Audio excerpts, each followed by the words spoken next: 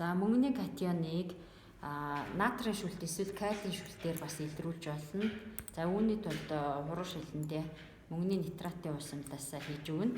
За мөнгөний нитратын уусмал дээрээ натрийн шүлтийн уусамлаас нэмж өгье.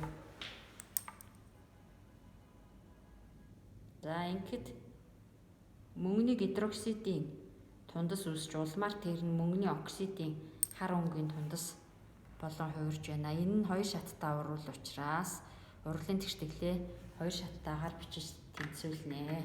За мөн урвалын тэгштгэл бичиж явах явцдаа бодисуудынхаа төлөв өнгийг маш сайн анзаарч тэмдэглэж авна.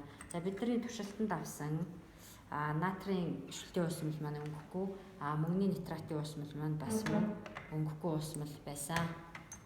За ингээ хар өнгийн тундасны томьёог цээжилж авах нэ.